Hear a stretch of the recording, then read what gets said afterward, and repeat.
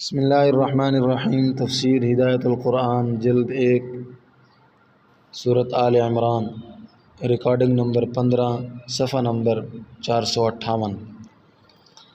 بسم اللہ الرحمن الرحیم۔ وَلْتَكُن مِّنكُمْ أُمَّةٌ يَدْعُونَ إِلَى الْخَيْرِ وَيَأْمُرُونَ بِالْمَعْرُوفِ وَيَنْهَوْنَ عَنِ الْمُنكَرِ وَأُولَٰئِكَ هُمُ الْمُفْلِحُونَ۔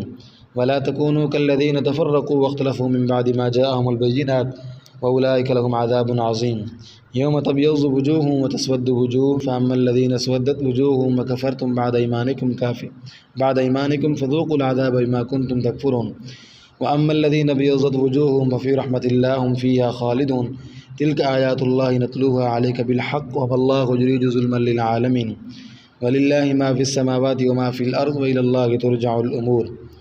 آیات مبارکہ کا لفظی ترجمہ سماعت کیجیے۔ وَلْتَكُن مِّنكُمْ أُمَّةٌ يَدْعُونَ إِلَى الْخَيْرِ وَيَأْمُرُونَ بِالْمَعْرُوفِ وَيَنْهَوْنَ عَنِ الْمُنكَرِ، اور چاہیے کہ ہو تم میں سے ایک جماعت بلائے وہ نیک کام کی طرف اور حکم دے وہ اچھے کاموں کا اور روکے وہ برے کاموں سے۔ وَأُولَٰئِكَ هُمُ الْمُفْلِحُونَ، اور وہی لوگ کامیاب ہونے والے ہیں۔ وَلَا تَكُونُوا كَالَّذِينَ تَفَرَّقُوا وَاخْتَلَفُوا مِن بَعْدِ مَا جَاءَهُمُ الْبَيِّنَاتُ، اور نہ ہو وہ تم ان لوگوں کی طرح جو بٹ گئے اور مختلف ہو گئے بعد ان کے پاس آنے واضح باتوں کے۔ وَأُولَٰئِكَ لَهُمْ عَذَابٌ عَظِيمٌ، اور وہ لوگ ان کے لیے سزا ہے بڑی۔ یوم تبیض وجوہ وتسود وجوہ، جس دن سفید ہوں گے کچھ چہرے اور سیاہ ہوں گے کچھ چہرے۔ فَأَمَّا الَّذِينَ اسْوَدَّتْ وُجُوهُهُمْ وَكَفَرْتُمْ بَعْدَ إِيمَانِكُمْ فَذُوقُوا الْعَذَابَ بِمَا كُنتُمْ تَكْفُرُونَ۔ سور ہے اور جو سیاہ ہو گئے ان کے چہرے، کیا انکار کیا تم نے تمہارے ایمان کے بعد، پس چکھو سزا بائی وجہ کہ تم انکار کیا کرتے تھے۔ وَأَمَّا الَّذِينَ ابْيَضَّتْ وُجُوهُهُمْ فَفِي رَحْمَةِ اللَّهِ هُمْ فِيهَا خَالِدُونَ، اور رہے وہ جو سفید ہوئے ان کے چہرے تو وہ مہربانی میں ہیں اللہ کی، وہ اس میں سدا رہنے والے ہیں۔ تِلْكَ آیات اللہ نتلوها علیک بالحق وما اللہ یرید ظلما للعالمین، یہ اللہ کی باتیں ہیں، پڑھتے ہیں ہم ان کو آپ کے سامنے ٹھیک ٹھیک، اور نہیں اللہ چاہتے حق تلفی جہانوں کے لیے۔ وَلِلَّهِ مَا فِي السَّمَاوَاتِ وَمَا فِي الْأَرْضِ وَإِلَى اللَّهِ تُرْجَعُ الْأُمُورُ، اور اللہ کے لیے ہے جو آسمانوں میں ہے اور جو زمین میں ہے، اور اللہ کی طرف لوٹیں گے سارے کام۔ مختصر ترکیب: یوم لہم کے فعل متعلق کا مفعول فی ہے، مفعول فی بھی ہو سکتا ہے، اور اذکر فعل مقدر کا مفعول بھی بھی۔ اکفرتم سے پہلے یقال لہم مقدر ہے، بما مما مصدریہ ہے۔ امت کی اصلاح کے لیے دعوت اور ارشاد کا مسلسل جاری رہنا ضروری ہے۔ اللہ کی مدد جب آتی ہے کہ امت دین پر عمل پیرا ہو۔ آیت 102۔ اب ایک آیت میں یہ بیان ہے کہ امت کی اصلاح کے لیے دعوت و ارشاد کا مسلسل جاری رہنا ضروری ہے، اس لیے کہ دنیا 50 سال میں بدل جاتی ہے، تدریجاً نئی نسل آ جاتی ہے، پس اگر اصلاح کا عمل جاری نہیں رہے گا تو نصف صدی کے بعد جہالت عام ہو جائے گی، اعمال اسلام میں خلل پڑے گا، مسلمان بے دین بلکہ بد دین ہو کر رہ جائیں گے، اور اللہ کی مدد رک جائے گی۔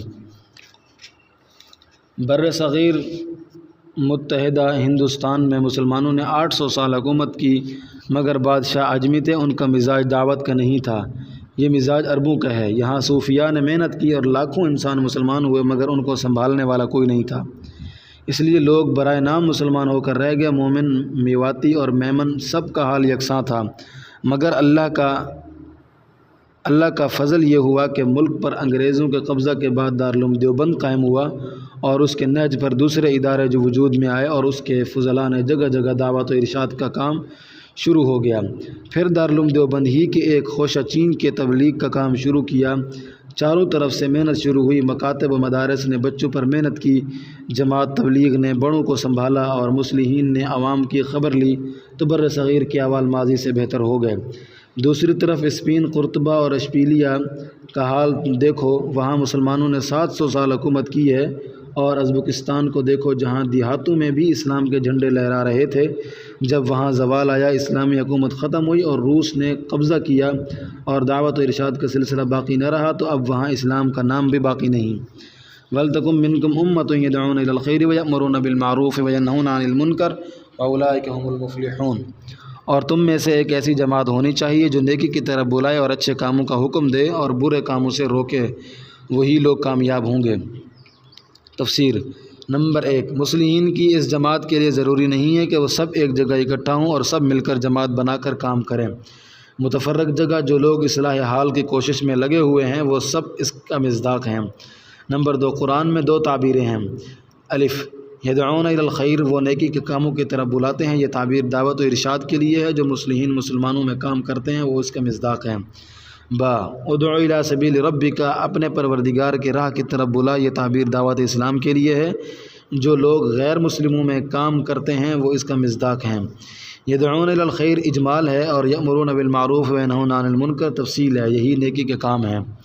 اولئک هم المفلحون، مصلحین کے لیے صلہ اور مجدہ ہے، ان کو ان کی بے لوث خدمت کا سلسلہ آخرت میں ملے گا، اور دنیا میں جو تنخواہ یا عزت ملتی ہے وہ روزگار سودے سے زائد ہے۔ گمراہ فرقے مسلمانوں کی کمزوری کا سبب۔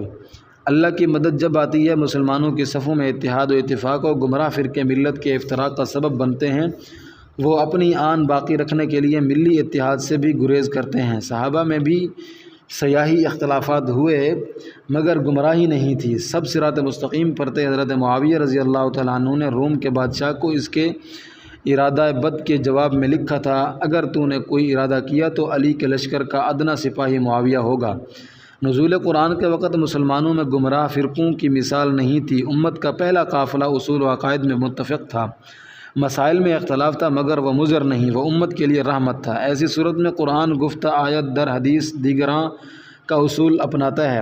اہل کتاب کو دین واضح شکل میں دیا گیا، پھر کچھ لوگ صحیح دین پر برقرار رہے، ان کے چہرے قیامت کے دن روشن ہوں گے، ان کو سدا بہار باغات میں داخل کیا جائے گا جن میں وہ ہمیشہ رہیں گے۔ اور کچھ لوگ اللہ کے دین سے ہٹ گئے، گمراہی کی دلدل میں پھنس گئے، ان کے منہ قیامت کے دن کالے ہوں گے، اور ان کو آخرت میں سخت سزا ملے گی۔ ان کو دھمکایا جائے گا، کم بختو تم نے دولت ایمان کی یہ قدر کی کہ ایمان لانے کے بعد کفر کے راستے پر پڑ گئے، اب چکھو اس کا مزہ۔ اس مثال میں اشارہ ہے کہ آگے چل کر امت مسلمہ کا بھی یہی حال ہوگا۔ حدیث میں ہے کہ تم اگلوں کے نقش قدم پر چلو گے۔ ہو بہو صحابہ نے پوچھا، یہود و نصارہ کے نقش قدم پر؟ آپ نے فرمایا اور کس کے؟ یعنی انہی کی پیروی کرو گے۔ باقی آیات۔ اور تم ان لوگوں کی طرح مت ہو جانا جو بٹ گئے اور جدا جدا ہو گئے، کوئی دین حق پر رہا، کوئی گمراہ ہو گیا۔ یہ خطاب صحابہ سے ہے، اور اہل کتاب کی طرح نہیں ہوئے، اصول و عقائد میں مختلف نہیں ہوئے۔ گمراہ فرقے صحابہ کے بعد پیدا ہوئے، ان کے پاس واضح احکامات آنے کے بعد، یعنی گزشتہ انبیاء کی تعلیمات میں کوئی خفا یا اجمال نہیں تھا۔ گمراہ فرقوں کے لیے کوئی عذر نہیں تھا، انہوں نے محض ضد میں اپنی راہ الگ کر لی۔ یہی کام اس امت کے گمراہ فرقوں کے بانیوں نے کیا، اور انہی لوگوں کے لیے بڑا عذاب ہے جس دن کچھ چہرے روشن ہوں گے اور کچھ چہرے سیاہ ہوں گے۔ اہل حق سرخ روح ہوں گے اور گمراہ سیاہ فام رہے۔ وہ جن کے چہرے سیاہ ہوں گے ان کو دھمکایا جائے گا، کیا تم ایمان لانے کے بعد کافر ہو گئے تھے؟ گمراہ فرقوں کے بانی پہلے مسلمان ہوتے ہیں، پھر ان پر شیطان مسلط ہو جاتا ہے تو وہ خود بھی ڈوبتے ہیں اور دوسروں کو بھی لے ڈوبتے ہیں، پس تم اپنے کفر کی سزا میں عذاب چکھو۔ گمراہ فرقے 2 قسم کے ہیں، ایک دائرہ اسلام سے خارج، وہ تو ہمیشہ دوزخ میں رہیں گے۔ دوسرے دین کے دائرے سے خارج، وہ اپنے غلط عقائد کی سزا پانے کے بعد جہنم سے نکلیں گے۔ اور رہے وہ لوگ جن کے چہرے سفید ہوئے، وہ اللہ کی رحمت میں ہوں گے۔ جنت اللہ کی رحمت کا پرتو ہے، وہ اس میں ہمیشہ رہیں گے۔ یہ اللہ کی باتیں ہیں، پنڈت کی پوتھی کی باتیں نہیں۔ ہم ان کو آپ کے سامنے ٹھیک ٹھیک پڑھ رہے ہیں، بس یہ آپ صلی اللہ علیہ وسلم کی رسالت کی بھی دلیل ہیں، اور اللہ تعالیٰ جہانوں میں سے کسی کی حق تلفی نہیں کرنا چاہتے۔